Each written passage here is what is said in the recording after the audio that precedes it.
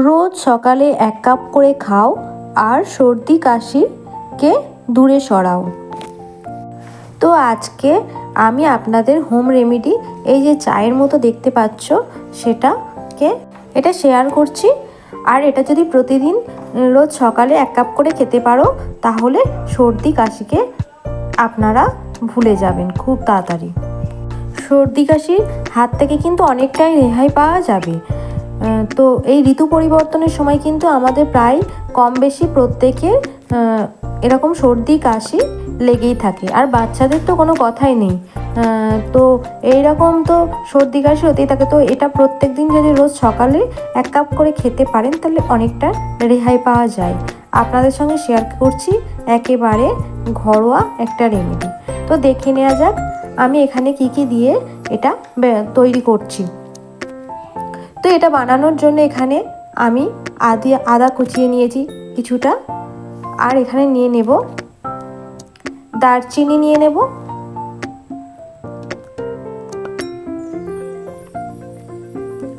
আর নিয়ে নেব কয়েকটা লবঙ্গ।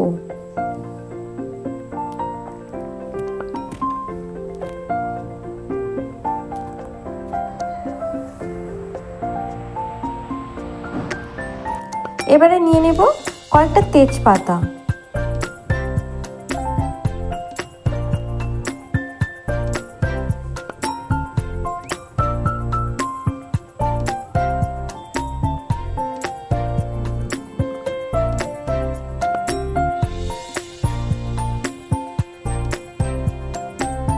এবারে নিয়ে নেব গোলমরিচের গুঁড়ো। আপনারা গোটা গোলমরিচও দিতে পারেন, তবে আমি এখানে গুঁড়োটাই ব্যবহার করেছি। আর নিয়ে নেব ফ্রেশ কয়েকটা তুলসী পাতা। এখানে ধুয়ে ভালো করে তুলসী পাতাটা নিয়েছি। আর লাগবে কিন্তু খুবই প্রয়োজনীয় মধু কিন্তু আপনাদের খাঁটি হলে এই রেমেডিটা অবশ্যই কাজ করবে। তো এখানে আমি একটা প্যান নিয়ে নিয়েছি। তো এবারে আমি এখানে কিছুটা জল দিয়ে দেব। এই বাটির 2 বাটি জল দিয়ে দেব।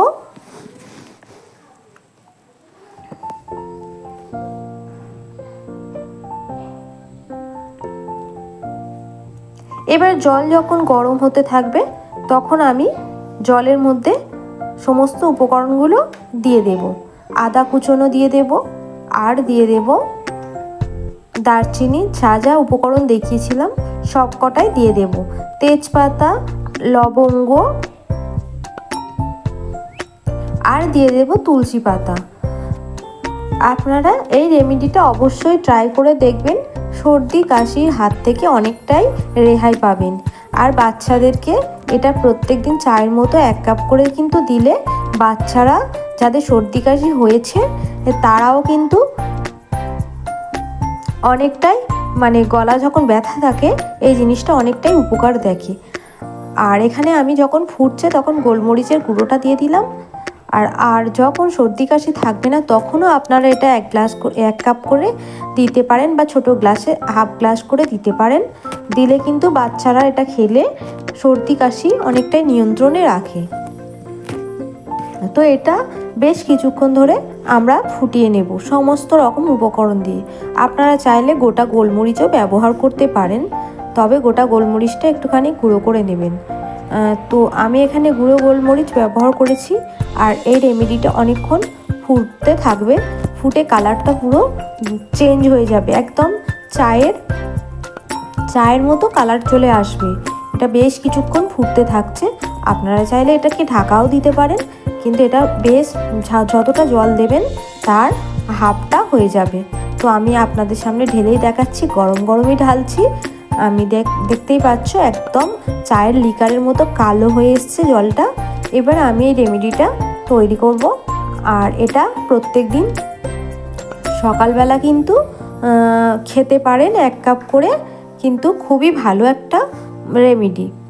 তো এটা আমরা প্রায় শীতের সময় খেয়ে থাকি আর বাচ্চাদেরকেও দিয়ে থাকি। তো আমি এখানে আলাদাভাবে নিয়ে নিচ্ছি। আর এটাকে কিন্তু স্টোর করেও রাখতে পারবেন, কিছুদিন স্টোর করেও কিন্তু রাখা যাবে কাঁচের পাত্রে। প্রতিদিন বানানো যদি না সম্ভব হয়ে থাকে। আমি এটাকে প্রথমে নিয়ে নিলাম, নিয়ে কিন্তু উষ্ণ জল দিয়ে দিলাম।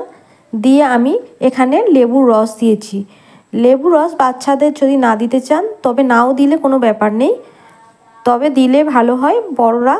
বড়রা খেলে লেবুর রসটা দিলে বেশ ভালোই হয়। একদম লেমন ট্রির মতো দেখতে হয়েছে।